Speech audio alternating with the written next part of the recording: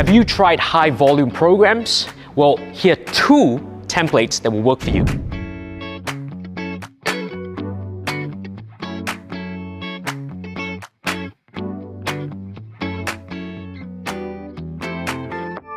So you're in the gym and you're training, you're adding exercises to your training routine, going from one exercise to another.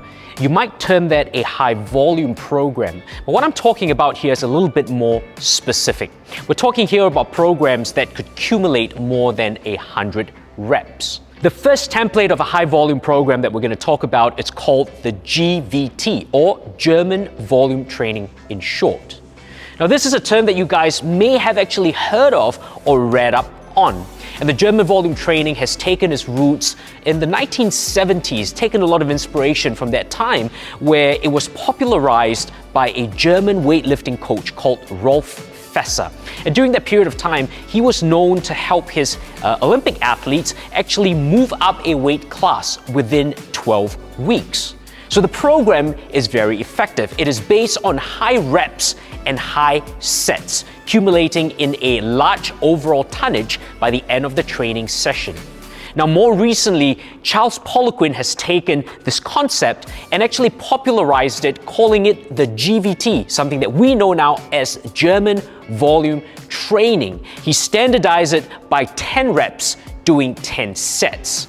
So that really means that you choose an exercise and you perform 10 reps of whatever you're doing, and you multiply that by 10 sets.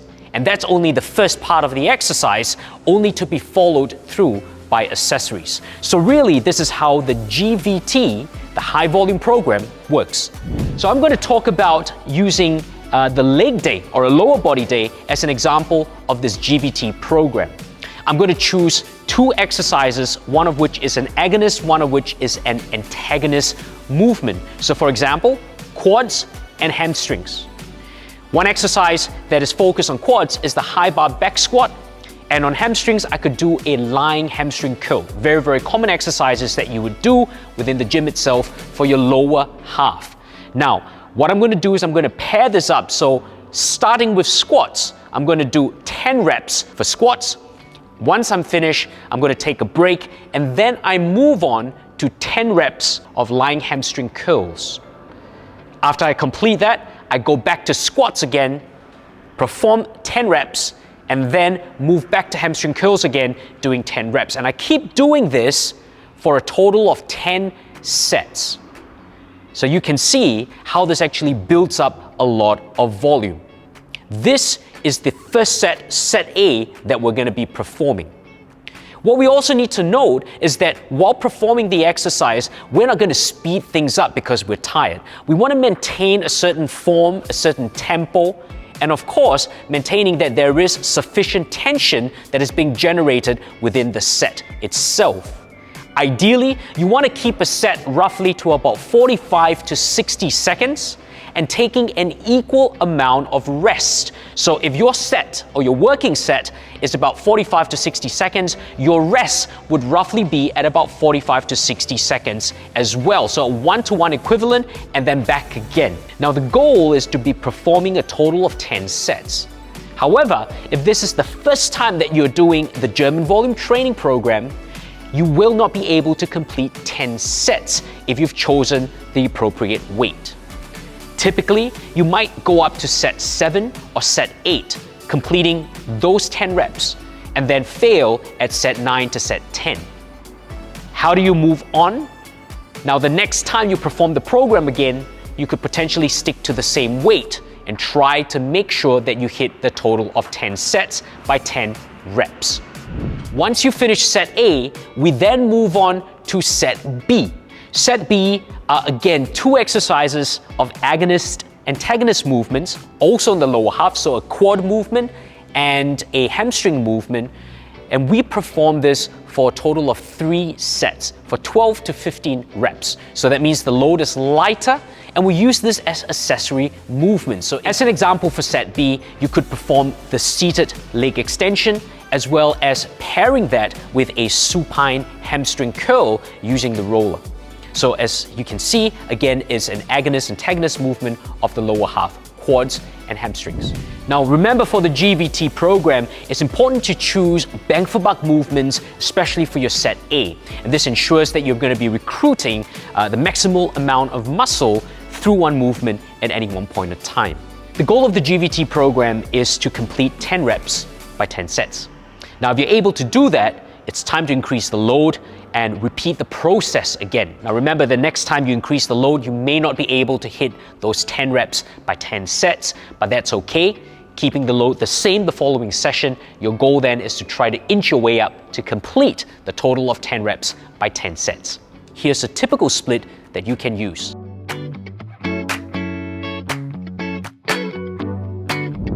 The second style of programming that we're going to talk about is the Gironda 8x8 method. Now, incidentally, this Gironda 8x8 method kind of came out at the same time that the GVT was being used with Olympic athletes. But Gironda was in a different field. He was a bodybuilder. In fact, you would call him sort of the father of personal trainers. He was kind of the first personal trainer out there. We know him as the Iron Guru. Now, Vince Gironda was personal trainer to Arnold Schwarzenegger. He was personal trainer to Lou Ferrigno, who we know as the Hulk, and Arnold Schwarzenegger's competitor on stage. He was also sort of the personal trainer for people like Larry Scott, as well as Steve Reeves, who played the first Hercules. So this guy knew what he was talking about. The Gironda 8x8 method was another high volume technique that we now use. The 8x8 is about using 8 reps by 8 sets. Very similar to the GVT that we first spoke about. So in choosing the exercises, the 8x8 follows the same principles. Choose a bang for buck movement, making sure that the exercises you choose recruits the maximal amount of muscle fibers. You want to maintain that form, though, is being strictly kept. Vince was a big stickler for good form, so he would emphasize maintaining that form, which meant that if you could not complete 8 reps by 8 sets, keeping that good form, you shouldn't be doing that particular load. You should be dropping the weight and trying to maintain great form over that 8 sets. So form is a prerequisite for the 8x8.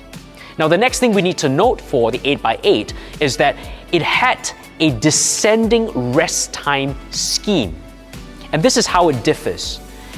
The first 2 weeks of doing the 8x8 program, you would take 60 seconds break in between movements. So in this example, when I'm doing an upper body day, my bang for buck exercise that I'm choosing for my set A for 8 reps would be a flat bench press. I will perform the bench press 8 reps over 8 sets.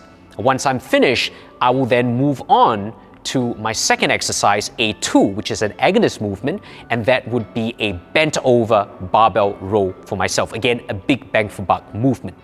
The rest time that I'm taking between the exercises is 60 seconds. So I want to make sure that 60 seconds sharp, then I move back from one exercise to another, and I keep repeating it for A1, A2 over a period of 8 sets. So you can see, again, a high volume program, making sure that my form is extremely strict for all exercises and all reps, and maintaining that the time under tension, the tension that I'm generating while doing the set, is roughly kept between 45 to 60 seconds as well.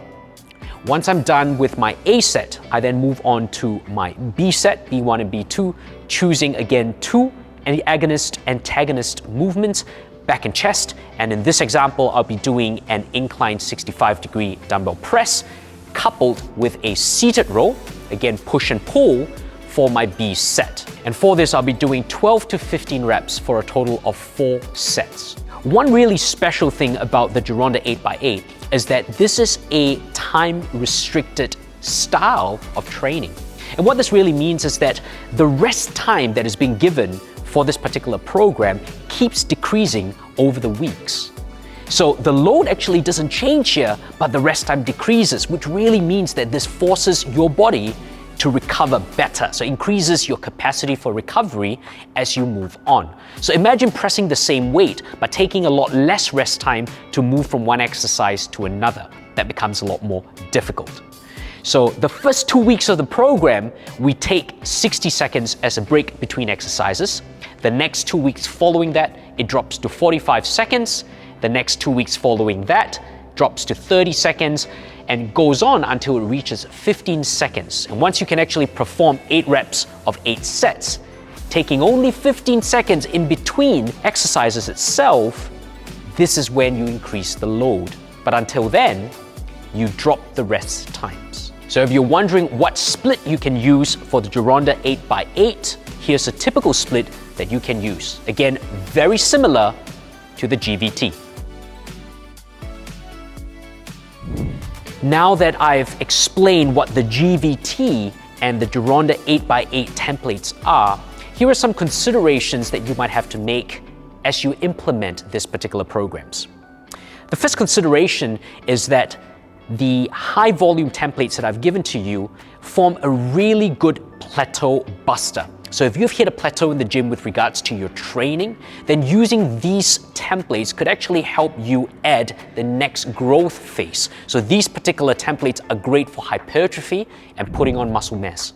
The next consideration number 2, is that this is what I call dumb training. If you're the sort of person that really likes repetition, this sort of training is for you. If you like variety, you might find this training a little bit boring, especially when you're moving on to week 3, 4, 5, 6, and so forth. If you are brain frazzled at the end of the day after work and you don't want to think of what exercises to use, using a GVT or a Gironda's 8x8 is great. Choose 2 bang for buck movements to start off your exercise and literally repeat that for the number of sets.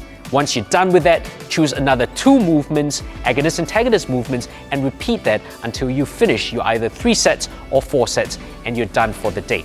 So dumb exercises that are very effective in creating a muscular effect. The third consideration that we need to make is that of exercise selection.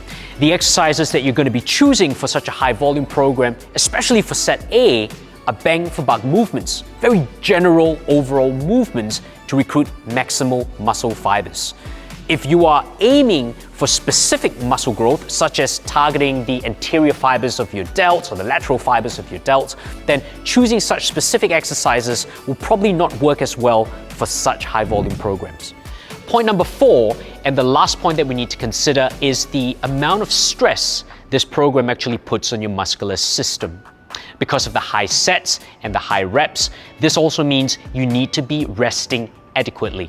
Now, the lack of recovery, let's say if you're not sleeping well or you're not putting the right nutrition into your body, can actually cause an increase in the overall amount of stress that you're building up in your system, which, if that's the case, can actually lead to a breakdown of your body. So it's completely counterintuitive to the goal of this program, which is to help you build muscle hypertrophy. So make sure if you're choosing a high volume program, you are also managing your stress well and taking time off to ensure that you're recovering enough before the next session. So here you go, guys, 2 awesome templates, the GVT and the Gironda's 8x8, that will help you overcome plateaus and help you build muscle effectively. Make sure you give this a go, and if you enjoyed today's video, head on to learn-asp.com, that's my site, and you'll be able to find more videos like this, seminars on strength development. Head to the link below. But otherwise, I will see you in our next episode, and once again, thank you so much for watching.